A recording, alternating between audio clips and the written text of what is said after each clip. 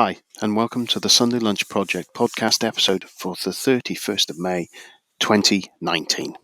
This is your host, Nigel Creaser, and in this month's interview, we have Ben Aston, the Digital Project Manager. But first, a word from us.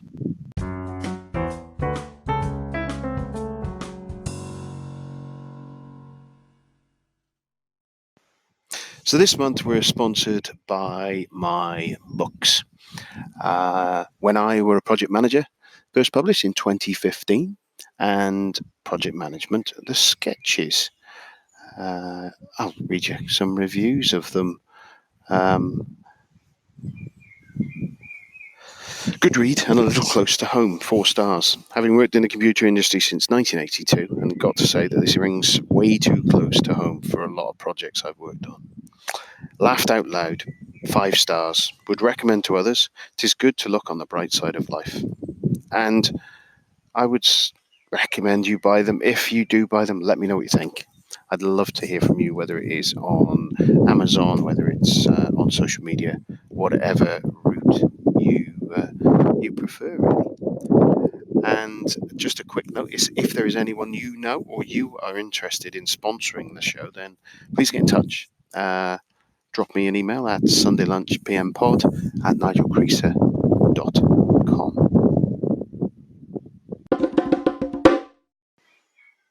So by some coincidence, I am again recording this while on a break. I was thinking there might be less ambient noise than last month, but I thought not to disappoint you, Dave, a friend and listener. I'd sit outside with the birds tweeting again. I don't have a beer with me today, just a nice cup of tea. Writing this month has been continued to be disjointed with I've got several writing projects that I've picked up and put down and picked up and put down through the month. Part of this is due to me starting to use Scrivener as a writing tool, which is I'm finding really useful, really good for helping me to structure some of the pieces of work that I've done before and kind of got stuck with them in a kind of how am I going to shape this. And so I've been doing a lot of, I suppose, not so much formatting, but administration and getting to know the Scrivener tool and converting some of the older projects to it, which has been interesting, if feeling a little less productive. On the podcasting side, though, everything's been going great guns. I've got 8 podcasts in the bag now, leading us all the way through to August, and 2 more scheduled for the next couple of weeks. So it'll take us through most of the year. So that's how it's going very well. I've also been playing around with 3D printing this month. I found it really interesting. I was surprised at how simple it was and many varied applications there are. And an application I'd not thought of, which a colleague used, was repairing things. He'd found he could print out a piece of broken toy from his child's toy to repair it. And obviously got it going again and reused and stopped it going to landfill. So not an application I'd thought of before, but one that I think is a real interest to me.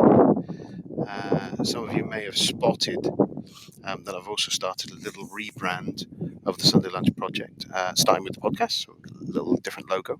I've also put some ideas of identity up on Facebook, Twitter, and LinkedIn for the overall plan. So have a quick look at Sunday Lunch PM on whichever your preference is, and let me know what you think. I've also been listening to a couple of books, and yes, listening Audible. I've stepped into Audible and seen what that's like, and I'm surprised to find that I got on okay with it. I was listening to Ruth Pearce's book, Be a Project Motivator, and Professor Stephen Peters' book, The Chimp Paradox, and I'd recommend them both, though I've not finished Stephen's yet. Ruth gives a different view of looking at how you use our strengths and team strengths and getting the best out of people. And allowing them to understand themselves and other people better. And it's delivered as a story of how PM uses this in the managing of taking on a new project. And it's got real practical steps on how you could apply and use the tool. So, yeah, great. I really enjoyed it. Stephen's book, I've been meaning to read for years. Many people have recommended it, and I thought, yeah, I'll get that, and never got around to it. And I'm about halfway through so far and found it's compelling, and I've also grabbed a copy of his other book, My Hidden Chimp, for my daughters, as I think how we understand our brains and is invaluable to all of us. And the way that he puts it across is really useful. So I'll give you an update of what I think of the final sort of view next month. But at the moment, I think it's great. So grab yourself a copy. There's a link in the show notes. That's all on the news. So today I'd like to welcome to the Sunday Lunch Project podcast, Ben Aston, the Digital Project Manager. Ben brings over 15 years of experience in both strategic thinking, tactical implementation from a career at top digital agencies, including FCV, Dare, Wunderman, DLKW Lowe and DDB. He's been fortunate enough to work across verticals, including transit, utilities, fast-moving consumer goods, consumer electronics, e-commerce, automotive, financial services, public sector and retail brands. He's a certified Scrum Master, PRINCE2 Practitioner and a founder of the Digital Project Management blog. The Digital Project Manager, which was founded in 2011, and it's become one of the largest, most credible platforms for digital project management information and thought leadership. With features and articles, how-to guides, tools, reviews, jobs, and just things that are amusing and funny. It draws a rapidly expanding global audience of digital project managers, with over 40 contributors and 300 articles published, and over 2,000 in the PM in the Slack team for the DPM. So, Ben, welcome to the show. Well, thank you very much. Happy to be here. Excellent. So, I've sent over my script, as we've talked about before, and so let's get to it. Really, is kind of, where were you born? I know you're somewhere in North America at the moment, but where were you born? Yeah, well, originally, I was born in Gloucester, in the west of England. So yeah, I now live in Vancouver in Canada, but yes, I spent my childhood in the fields with the cows in the west of England.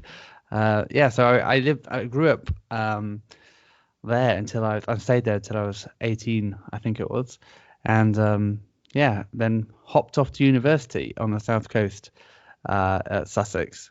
So yeah, that's where things started off for me. That's where you grew up. And so you're living in Vancouver now, do you say? Yeah, I'm on the west coast of Canada, and yeah, it's a beautiful place to be living. Although, and people in Vancouver are always surprised when I tell them this, but prior to Vancouver, I lived in London for 10 years or so, and it rains half as much in London as it does in Vancouver. So if you know how rainy the UK is, yeah. Well, London is dry, but people are always surprised when they're like, "Why are you complaining about the rain? The UK is rainy." I'm like, "Yeah, but not this rainy." So yeah, I'm battling the rain here in Vancouver. Oh, brilliant. So have you got family there?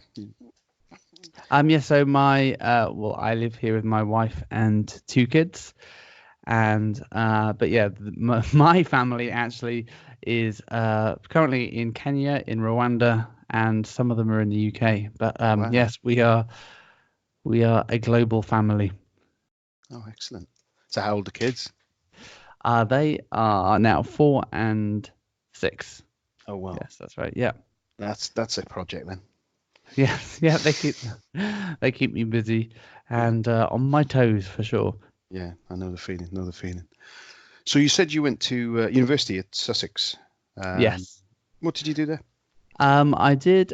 Well, yeah, I did politics and international relations. So my plan had been at some stage to do computer science, because growing up I spent my younger teenage years making websites. I think I kind of got into computers around 1995 when Windows 3.1 was on its way out, and Windows 95 came round, and the excitement of all things with the internet was suddenly very accessible. So I started making websites and got really excited about that. I thought I'd do a degree in computer science, but then I spent a year in industry working in the Ministry of Defence, and realized actually I didn't want to sit behind a computer and code all day. So then I made this decision that I wanted to do something more general, politics and international relations. And so that's what I did, and then decided that I kind of wanted to make this transition into marketing and communications, which was more exciting to me. Yeah, and bid the world of computer science goodbye. Oh, wow. So it was, when you say you wanted to get into the computers, was that what you wanted to be when you were growing up in Gloucester, or was that just when you got a bit older and started to make some conscious decisions of this is where you wanted Yeah, to I be? think, well, growing up as a kid, I wanted to be a fighter pilot. I think I was very enamored by Top Gun and Yeah. the idea of flying. I mean, I'm still am. I think it's still one of my life goals to learn to fly, and and have a plane and just shoot around the place. So that's still a career ambition. Maybe not as a career, but as a something to do. But Yeah. yes, I wanted to be a fighter pilot. But then I think when I realized, hey, I really love the internet and everything that it could do, and yeah, just the possibilities were endless, and that got me really excited, and it still does. But I think the idea of coding it myself became less of an exciting prospect when I realized how much work it was and how much easier it was to ask other people to do it and Yeah. just direct them instead. So coming up with the bright ideas is what you wanted to do then, really. Exactly. Yeah. Yeah. Cool. So you said you went straight from the politics and stuff into marketing. How did that transition work? Were you doing anything in between that, or? Yeah, well, I think I decided at university that I wanted to get into marketing and communications. And What was it that drew you to that? I think my uncle worked in PR, and I think I just like the idea of, well, the world of advertising was very sexy to me, Hmm. and I spent some time at university doing internships at a couple of ad agencies, and just absolutely loved it, and so Right. decided that's what I wanted to get into.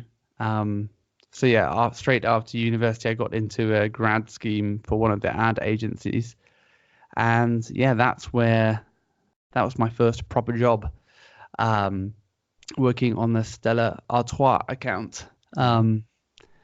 And yeah, that was fun and that was exciting. But it was a grad scheme in which it was kind of like Pop Idol, where only the fittest survived. And Yeah. so it was a job, but then at the end of the summer, so it was 3 or 4 months we worked there, and we were paid not very much money. And then at the end of the summer, they culled um, 75% of people. Only a few got through to actual permanent jobs.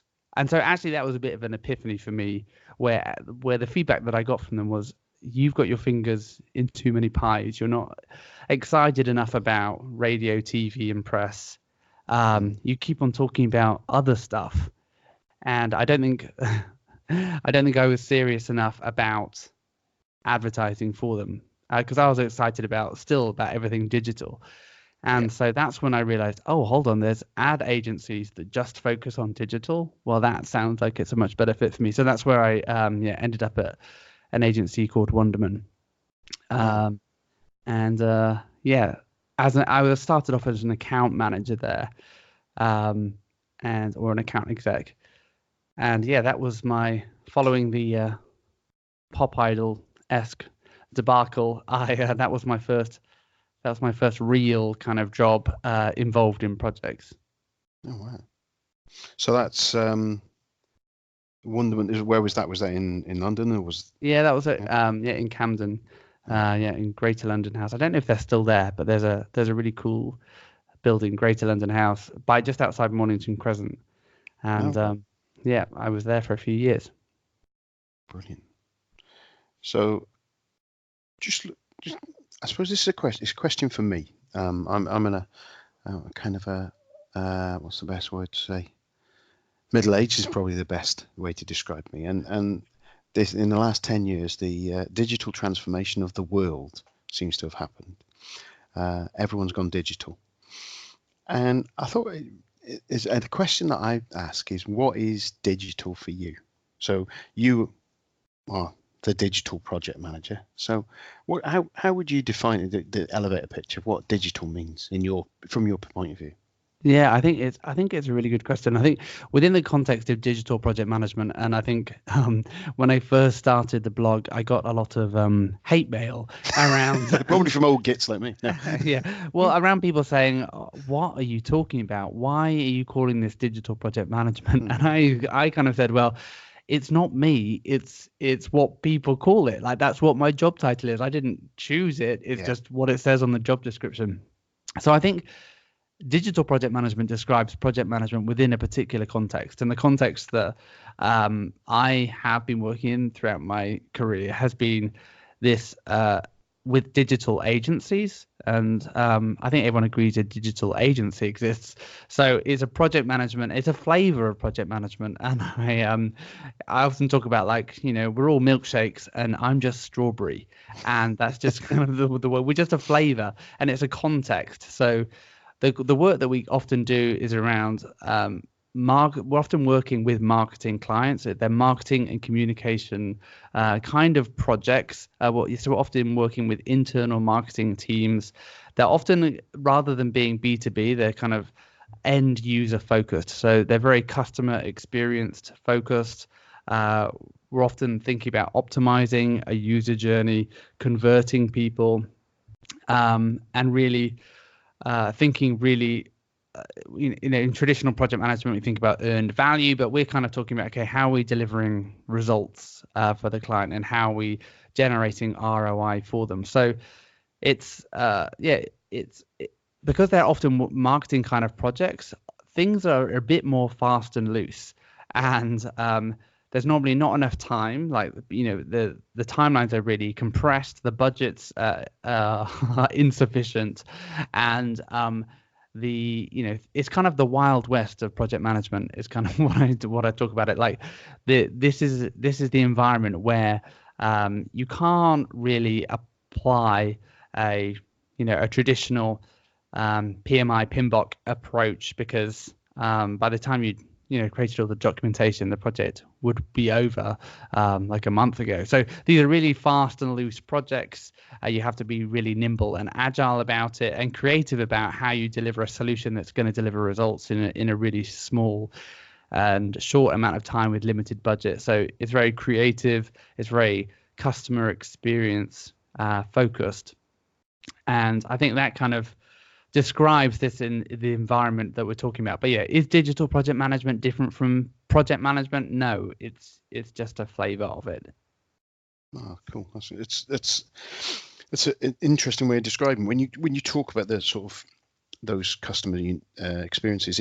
Does it tend to be, from your point of view, it is literally going to be things like where people are using a web browser, they are using a mobile phone app, or it's where the end consumer or the main end customer is touching, and that's where a lot of these work. And then obviously having interfaces back into the sort of legacy systems and the sort of slower burn systems. But yours are more that hands-on, real hands-on type of experiences. Yeah, so I think there's a lot of digital projects, I'd say, are characteristically there is some interaction of some kind. In the early days, lots of the digital agencies were called something interactive. So I worked for Wunderman Interactive, and that's not so really much the case anymore. But there tends to be some kind of interaction, whether or not that's on a screen or on your phone, or an app. But then digital agencies will, the remit, I'd say, is growing as well. So it could as well, it could be a website, it could be an app, it could be some content, it could be some content strategy, it could be some video content, or it could be some, I don't know, digital billboard. So it doesn't, just defining it as interactive is kind of limited. But I think what you're kind of touching on there with, hey, it's something that an end user or a potential customer or user would interact with in some way. It might be passively interacting, but yeah, that's kind of describes something of what digital is. And that can be as well anything from marketing campaigns as well. So it could be you're setting up PPC ads on AdWords or Facebook.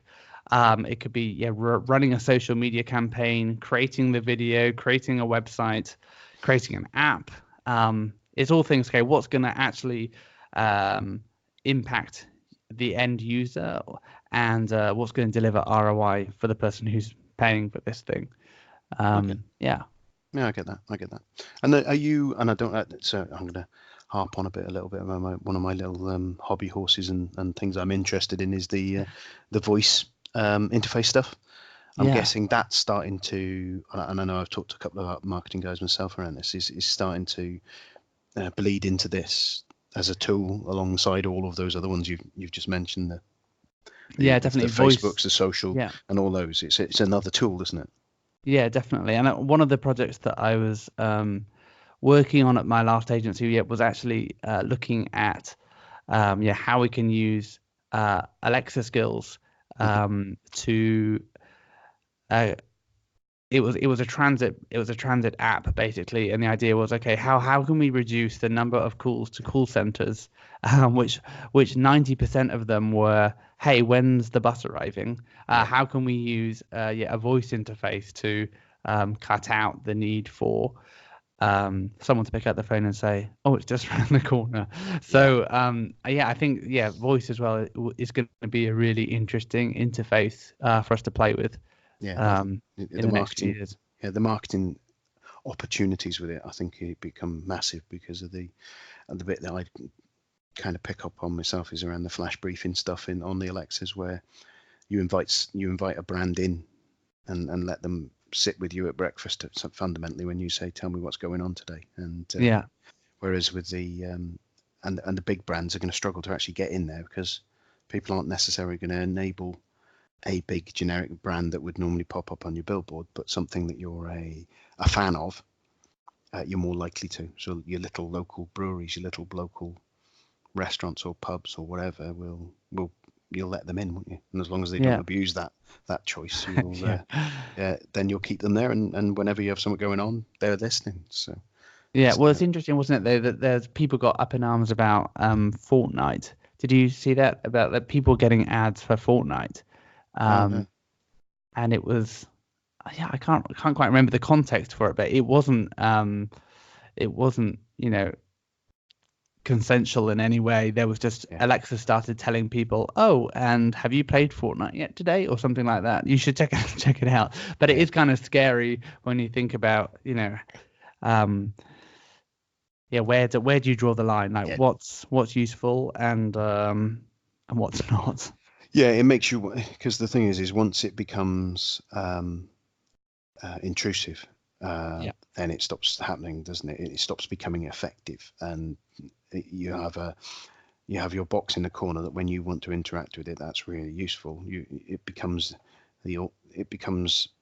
if every so often it pops up and goes, oi, why don't you do this? Then unless you've asked it to remind you something, unless it's convenient to you, it as you say, it's quite intrusive then. So it's a difficult balance, because the organizations have got to monetize it, haven't they? And how do they monetize it? And it's gonna unfold to be very interesting, I think. Yeah, definitely. So you mentioned that you've got a few industries you've worked in. You're saying you're in the transit industry there, and I'm guessing obviously with Stella Artois, you maybe enjoyed that as one of your first grad postings there. You might have got a few free samples in there. Well, I don't know if they're free, but they were definitely, there was definitely beer around. I thought there might be. So how did you actually get into how did you actually get into being a project manager? So when did you suddenly go, oh, well, I'm a project manager? I was tricked. I was working at an agency as an account manager, and I had been offered a job as a producer. And what they told me was that, hey, this is effectively the same thing as you're doing already. Now, either I'd misinformed them about what I was doing already, or they were just trying to trick me. But I ended up the first day in my role as a producer, and the producer is essentially a client-facing project manager. So I was responsible for producing. It was another digital agency, and I was responsible for making everything happen. I was doing the account management, but I was also doing the project management, and that was my first role at an agency called Dare. And I found myself as a producer and suddenly realizing, I remember my first day where they said, "Oh, so can you just pull together a project plan? And here's your Microsoft project license. Yeah, just get cracking." And I'd never opened Microsoft Project before. I'd always worked with project managers who created the timelines for me. Yeah. So the idea of, so there I was on I remember my first day watching YouTube videos on how to make a project plan. And yeah, that was my baptism of fire into project management. So is that I might be misremembering this, but did I see something on your digital PM posts on LinkedIn or on Facebook where you've got a how to get started with Microsoft Project as a video or something like that, or a tutorial? Am I imagining that, or is that probably where that stemmed from? Well, we do have we run something called the DPM school, so the Digital Project Management School, and we've got a course, and it's called Mastering Digital Project Management. And in the course, we teach everything. We try and explain the entire project lifecycle in 7 weeks. So we go through project initiation, project planning, and we go through estimating, creating project timelines. So maybe that was where you saw that there. That's it. Yeah, I might have seen something on there because I was kind of wondering whether that's quite often it's point people at a book, isn't it? Yeah. and as I say, YouTube it. Yeah, and there's different ways. I mean, I love Microsoft Project now, and I think it's a great tool. But I think there's a lot of disdain for project planning in the first place, but also for like traditional project management tools like Microsoft Project. As you know, there's such an appetite to be agile that people, I find, as soon as they see a Gantt chart, they think, "Oh, well, that looks very traditional. I'm not sure we want to run the project like that." Yeah. And people associate tools with methodology, and that isn't always exactly the right thing, is it? No. Yeah. I know I've been running some waterfall type projects, and we've been using Jira boards and Trello boards and things like that, but we're not necessarily doing agile projects, but using them as a tool for work management is a really good tool. And it's kind of like you can use Microsoft Project Plan, you can use Gantt charts to structure your big release planning, can't you? And then within those release planning, you have iterations that are running pure agile, but they still fit into those high level release plans. I guess with a lot of the things you're doing there, a bit like that product owner, product manager sort of traditional sort of history, where you'd have a marketing product manager who owns a product, whereas it used to be the physical product, whereas now it'll be the product, which would be the campaign that you'll be running. I guess. Yeah, definitely. Yeah, or it could be the website that they're trying to produce, and you're doing regular iterations on that. But yeah, I think the kind of debate around, is this agile or is it not agile, kind of misses the point, where actually the label that we call our process isn't really important. What matters is this right? Does this work? Is this efficient? And are we doing this the best way possible? Rather than getting caught up in the idea, like, just because you've marked up a project plan and it looks like a Gantt chart, that doesn't mean it's not agile. With it, yes, it might not be Scrum, and I think people are getting confused, like, because people aren't following Scrum necessarily, that it can't be agile. So Scrum's done a great job of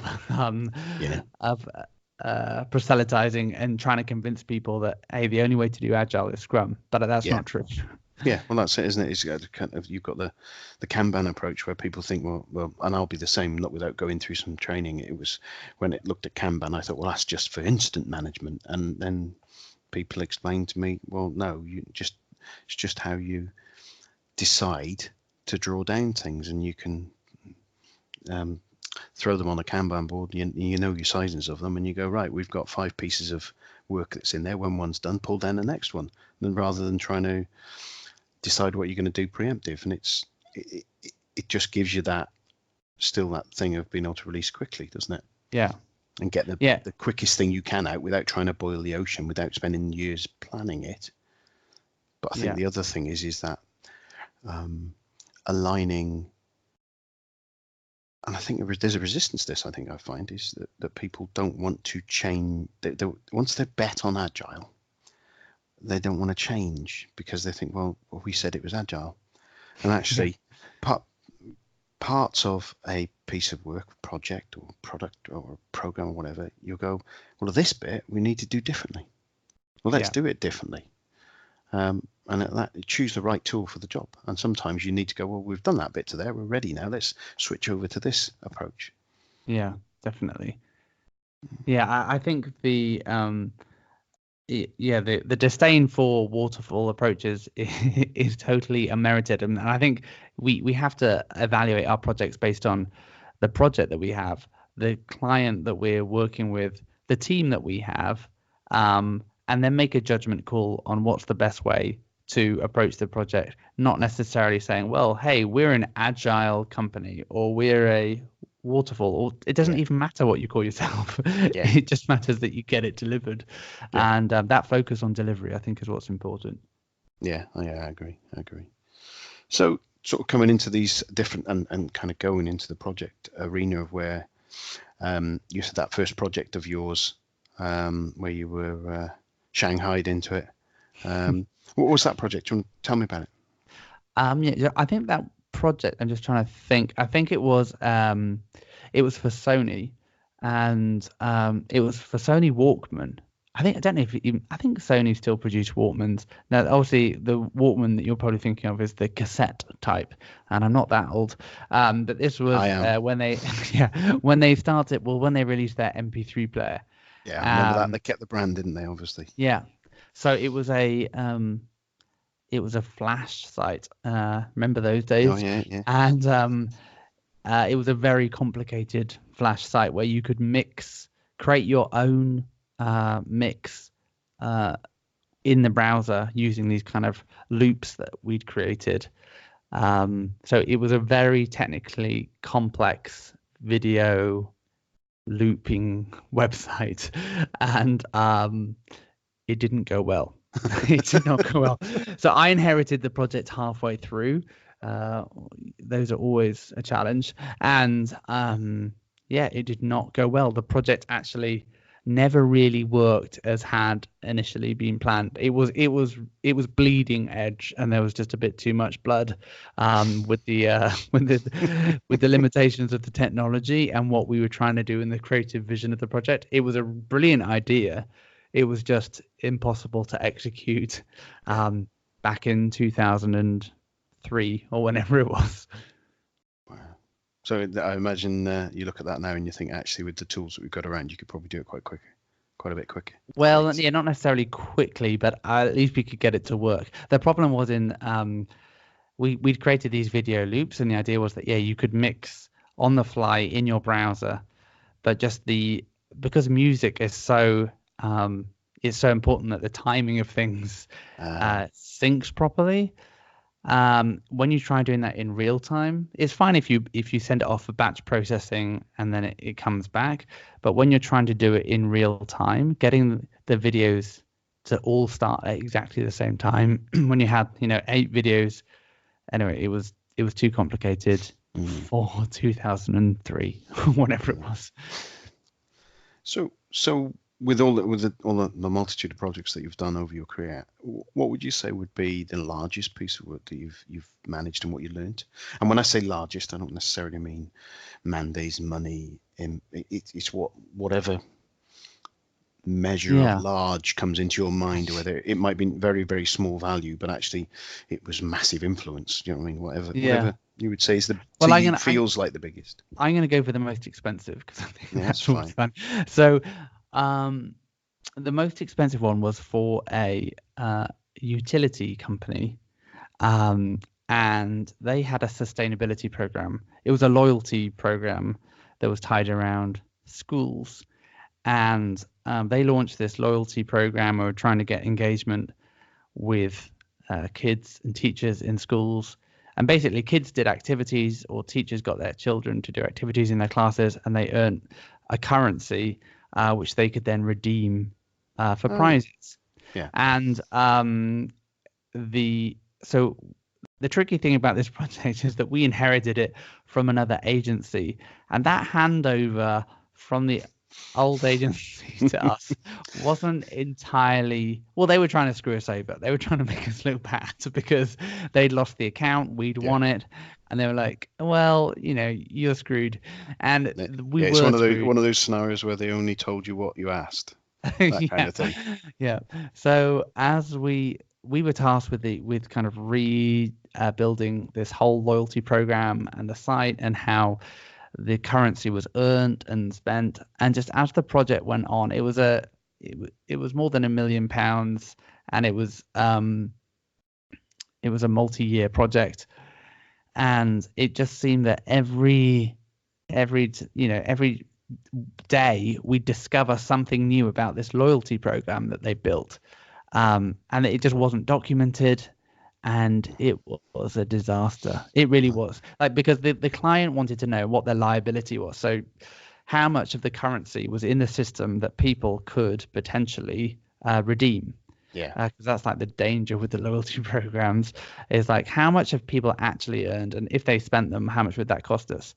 That was all they ever wanted to know. And we were never able to tell them that. And the reason we weren't able to tell them is because depending on how big your school was, a leaf had a different value. So all the currency that I gave away, the client maybe there, but you might be a school, and if you, I don't know, planted some bulbs in the school, you might earn £10. But if you're a small school, you might earn 20. But then also the pricing for the reward items was different as well. So basically there was no way for us to work out what their liability was, or how much value was in the system. It was a mess. It was a real mess. Nightmare. That sounds hard work. So leading on from that, as obviously that wasn't your project. It became my project. No, I mean, and it wasn't yours. You didn't create the problem. I didn't create the mess. Yeah. I just was responsible for it. But what was your biggest screw up in your project management career? I think it was I made a very personally made a very expensive mistake, and that was I agreed to have a gentleman's discussion around licensing. So I had a particular client who was very difficult to work with, and he always just wanted to get it done, and then we'd kind of talk about the money. Let's have a conversation about that afterwards. Right now, we just need to focus on getting it done. And I made the mistake once of saying, okay, let's have the conversation afterwards. I don't want to delay this. I know it's important for you. Like, there's a marketing campaign, and there's a hard date for this because you've got, they're paying hundreds of thousands of dollars for media that's promoting it. We just need to get it done and not have a debate over 2 weeks about how it's going to be accounted for. But I agreed to do some work that I shouldn't have done, that the client then, of course, later refused to pay for. And that was probably my biggest screw up, because I allowed the work to continue when I should have just put my foot down. But I was just trying to keep the client happy, trying to get things rolling. And you build up trust, don't you, with people, and you think you can trust them sometimes. Yeah. So what did you learn from that? Well, to never defer those discussions. And I think those discussions happen all the time. As a client, that's kind of what as long as the work's got done, you then have all the negotiating power, right? So I'm now much more inclined to put my foot down really early on in the project and say, okay, well, tools down. We need to stop until we've got this resolved. And I think part of that is the education process that, okay, this isn't, we're not just going to bend over backwards each time, for whatever thing you ask for, and, change scope or be overly flexible. But I think that educating clients early on in the process that there is a process, and that just because they're paying lots of money for something doesn't mean that they can have other things for free. I think is a really important thing for clients to get their heads around sooner rather than later, so that when it comes to these really big things, nobody's surprised when we ask them to pay more money for it. Yeah, it's setting out your stall early, isn't it? Definitely. So I'm just conscious of time. Are you still okay for a little bit? Yeah. Or- Yeah. I'm just thinking I don't want to Yeah. I eat can up go for another 10 all your minutes. time. Yeah. Yeah. So good, because we can fit in a few more positives than the big screw up. So what would you say is your proudest project delivery then? On the flip side of that, something a bit more positive. Yeah. So I think for me, I think what has been most exciting has been growing a team, and not actually the projects themselves, but actually growing a team and seeing a team then deliver work effectively. And yeah, I love interviewing people and hiring people and finding good people and then building them and growing them and then seeing them excel. And I think for me, it's been my biggest project, I suppose, has been that process of finding good people, helping them grow, and then seeing them go on to, uh, go to other agencies and other places and excel in other things, and knowing that I've had an impact on that. I've been able to help bring them through and get them started and get them to the place where they are now. So for me, that's probably my proudest thing that I'm or biggest achievement. It's not the project itself; it's the cultivating the people and the skills around that. I get that. It's all about the people, isn't it? You can, the delivering something, you can sit there and go, oh yeah, I'm really pleased that we delivered that as a team, but it's the people who did it anyway. So, Yeah. and it is about the fact that you see people grasp opportunities that they didn't think they could take. Sometimes I think is where that leads you through, and it's through the projects and giving people the room to do that, isn't it? Yeah. So is that part of the driver around why you started the Digital Project Manager blog then? Yeah. Is that I started that back in 2012, and at the time I started it, there was around digital project management. It was it was a reasonably new thing. Digital agencies had been around for 10 years or so, but no one was talking about it. And so that process that I'd had on my first day when I was trying to learn Microsoft Project on the sly, not trying to make sure everyone's realized that I didn't know what I was doing.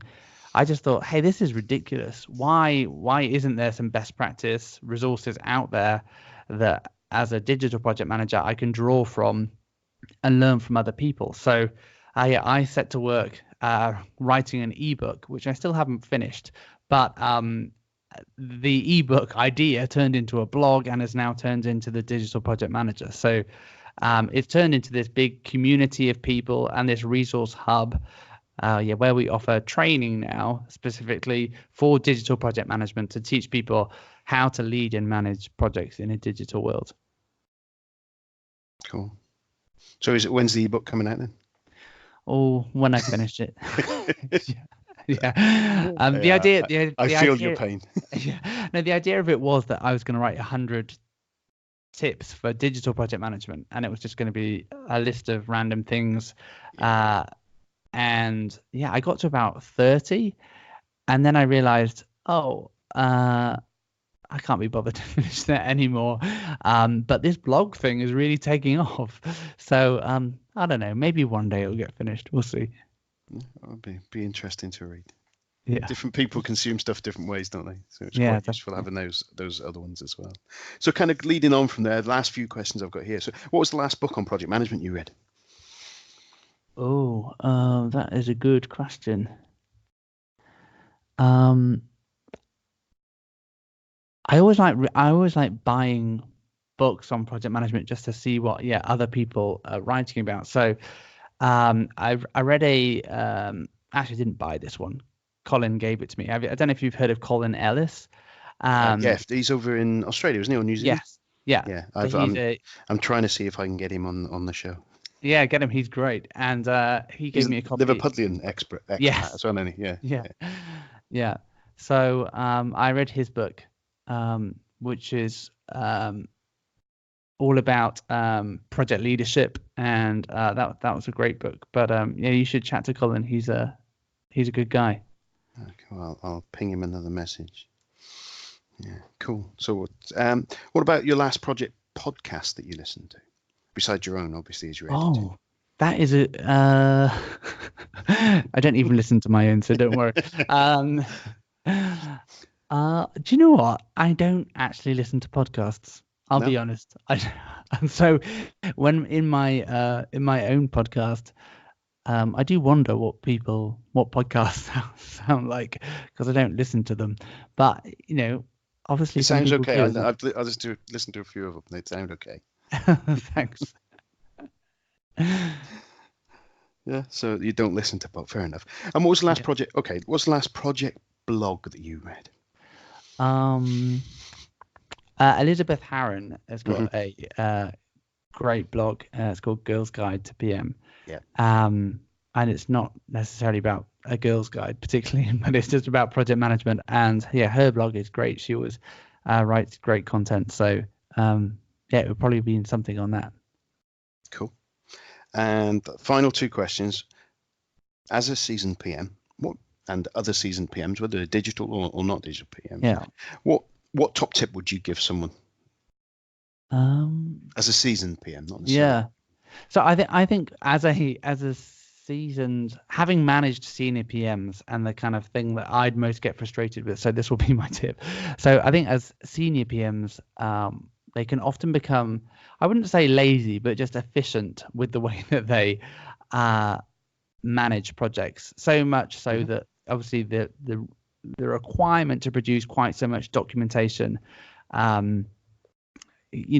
you have a better control of the project, you can get away with producing less documentation. However, my plea to seasoned PMs would be carry on with it, please, because often what will be the case is that project has to be handed on to someone else, and then it becomes this big debacle when you try to as from my perspective, leading a team of project managers, and I've got a senior person who hasn't quite got their ducks in order, but the project is running fine because they're smoothing things over.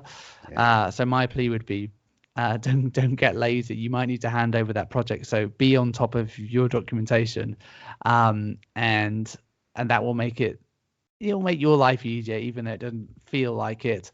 But also prepare you just in case you get seconded to another project. Yeah, because I think sometimes it's that sheer force of will some projects get delivered by the PMs involved in them, isn't it? And their ability to motivate people and pull stakeholders together and as you say, it's all your focus goes, especially when you're feet to the fire scenario, your focus goes on solving that feet to the fire issue. And sometimes, as you say, those things will slip, don't they? Yeah. Okay. And the final one. So when you were back at, was it Wunderman? No, Dare, wasn't it? Dare. Yeah. When you were there and you sat down and you'd gone, oh, bugger, I'm a project manager. What would you say? What would you have said to young Ben back there? Yeah, I think staring at this YouTube video. I think the mistake that I made early on in my career was that I think maybe it was this case of imposter syndrome that I was like, hey, I don't know if I can do this, but I was really wanting to make a great impression and to be the best that I could, and so I'd say yes to everything, and so I took on far too much. And I think I would tell myself, don't take on more than you can handle, because it doesn't look good if you're not managing your projects. So just because you're managing loads of projects, that doesn't look good. What looks good is that you deliver them well. So I'd say don't be a hero, and don't assume anything. I think when you're kind of junior, you make lots of assumptions. Oh, people must know what they're doing. They've been here for a while, or they seem senior. Just don't assume that ever. And I think the final thing I'd say is keep talking. And I think communication is really the heart of what project management is all about. We're a hub, and we're connecting people, and we're connecting process, and we're making things happen. And I think that power of talking and synchronous communication, I think particularly now there's a trend towards asynchronous communication, and the amount of confusion that comes as a result of that is ridiculous, when actually if you would just get up out of your desk and walk across to talk to someone for 2 minutes, you'd save 15 minutes of slacking back and forth, or messaging and missing one another. So get up and talk, and you're going to save stacks of time and get to where you need to get to a lot more quickly. Yeah, it's that. Yeah, it's there's too many tools to communicate. When there was only talking, it was a lot easier because there was only one tool to communicate with. Yeah. It was so much easier to avoid misunderstandings, wasn't it? Yeah, definitely. Well, thank you, Ben, for being on the show. Pleasure. It's been a really entertaining, really interesting conversation. If people want to find out more about you, find out more about what's going on, what's the best way to get in touch with you or just see what you're doing? Yeah, so come to the Digital Project Manager.com. So we've got a massive hub of resources there. And yeah, one of the things that we've just launched is membership as well. So with our membership, we're doing monthly webinars. We're releasing case studies if you're interested in the kind of work that we're doing. But yeah, we've also created this community as well, where we've got close to 3,000 people on our Slack team, and channels for everything from jobs through to discussions about tools and process and how we apply Agile. But you'll find it all at the digitalprojectmanager.com. And all it is for me to say thank you very much and have a lovely rest of your day. Pleasure. Thanks very much. Cheers. Thanks, Ben.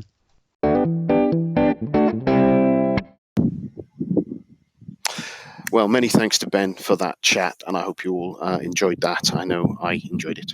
If you know anyone who has an interesting take on project management, then get them to message me at sundaylunchpmpod@nigelcreaser.com, and we'll have a chat and see, get them on as well. If you've got any questions, comments about the show, then use Zimdress to catch hold of me or catch hold of me on Twitter, Facebook, Instagram, etc. They've all got the same handle of Sunday Lunch PM. And if you'd like to support the show, you can do it in several ways. I've told you before, pass it cheapest way, share it with your friends and colleagues. Pop along, give me a 5-star review on whichever platform you're listening to it. Grab a copy of the books mentioned in the sponsorship earlier. Or pop along to Patreon. We have a page there at patreon.com/sundaylunchpm, and price of a cup of coffee a month, you can support the show.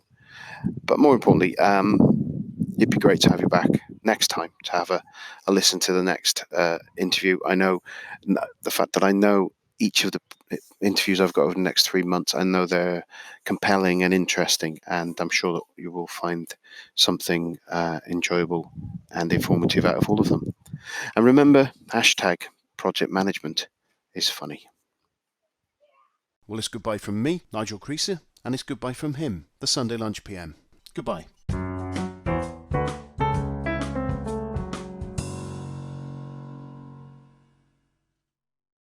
The podcast you just heard was made using Anchor. Ever thought about making your own podcast? Anchor makes it really easy for anyone to get started. It's a one-stop shop for recording, hosting, and distributing podcasts.